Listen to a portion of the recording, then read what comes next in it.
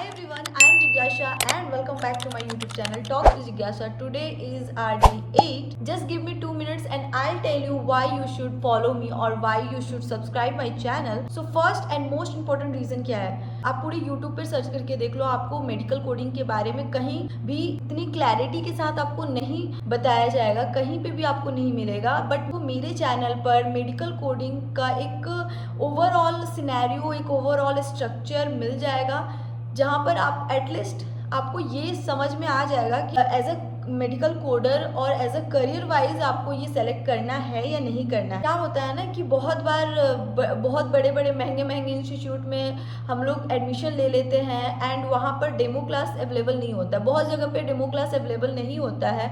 और इंस्टीट्यूट में एडमिशन लेने के बाद कुछ क्लासेस करने के बाद से बहुत सारे स्टूडेंट्स को लगता है कि अरे मुझसे ये हो ही नहीं पाएगा। बहुत सारे स्टूडेंट्स कंफ्यूज हो जाते हैं या उनका इंटरेस्ट खत्म हो जाता है। मैं अपना एक सिनेरियो आपसे शेयर कर रही हूँ कि जब मुझे पता चला था कि मेडिकल कोडिंग भी एक कोई चीज़ है, इसमें भी अपना करियर बना सकते हैं एंड मैंने इसके बारे में बहुत सर्च करा एंड यूट्यूब पर जब मैंने इसको सर्च करा तो वहाँ पर मुझे एक प्रॉपर एक क्लैरिफिकेशन कहीं नहीं मिला।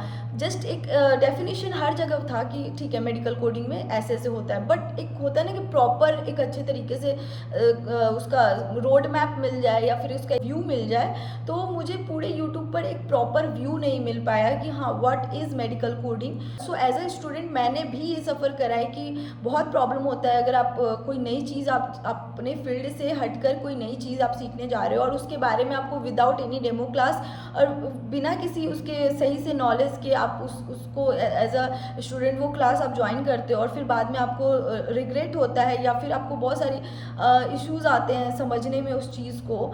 तो मैं ये सब चीज़ों से बहुत सफ़र की हूँ एंड आई डोंट वांट कि आप लोग इस चीज़ से सफ़र करो। दैट्स वाई मैं अपने चैनल पर एक ओवरऑल व्यू दिखा रही हूँ कि मेडिकल कोडिंग ऐसा होता है। ठीक है, मैं ये नहीं बोल रही कि मैं आपको मेडिकल कोडिंग पढ़ा रही हूँ, क्योंकि मैं खुद भी स्टूडेंट हूँ तो मुझे खुद भी उतनी नॉलेज नहीं है मेडिकल कोडिंग की। बट मैं अभी प्रोसेस में हूँ तो जितना मुझे नॉलेज है मैं आपसे जस्ट शेयर कर रही हूँ। बेटर रहेगा कि आप मेरे चैनल को सब्सक्राइब कर लो और वीडियोस को रेगुलर देखो, जिससे आपको एक प्रॉपर गाइड मिलेगा कि आपको मेडिकल कोडिंग चूज़ करना चाहिए या नहीं करना चाहिए, ये आपके इंटरेस्ट की है या नहीं है। ओके, सो ये ना प्रीवियस वीडियो में आपको कुछ टिप्स बता रही थी कि आप as a medical coder you have to know some tips जो कि आपको हेल्प करेगा एक सक्सेसफुल एक बहुत अच्छा मेडिकल कोडर बनाने में और आपके ब्राइट फ्यूचर के लिए भी बहुत ही अच्छा है। Tip number 1, understanding the code categories. ये सबसे ज़्यादा इंपॉर्टेंट है कि as a medical coder you have to know और you have to understand the categories,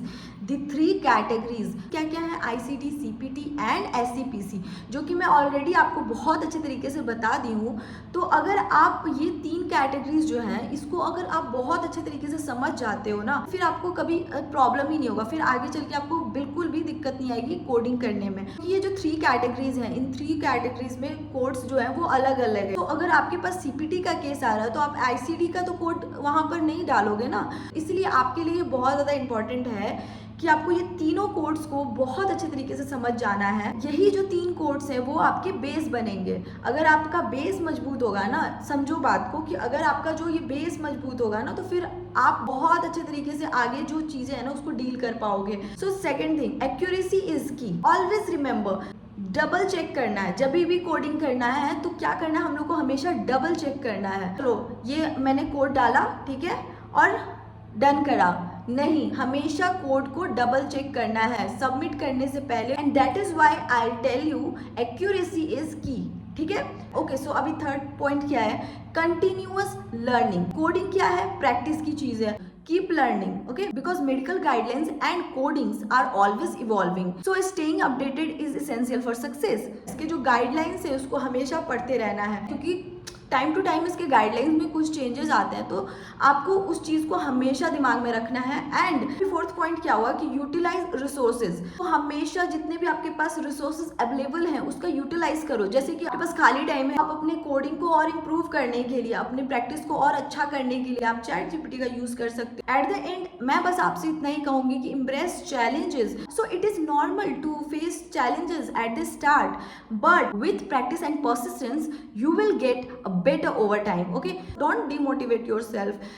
keep learning and keep practising. Okay guys, तो आज के लिए बस इतना ही। मिलते हैं नेक्स्ट वीडियो में, जहां पर मैं आपको इसके कुछ कन्वेंशंस और गाइडलाइंस के बारे में बताऊंगी, जो कि बहुत ही ज्यादा इंपॉर्टेंट मैं आपको पहले भी बता चुकी हूँ। तब तक के लिए stay safe, stay healthy and don't forget to subscribe my channel.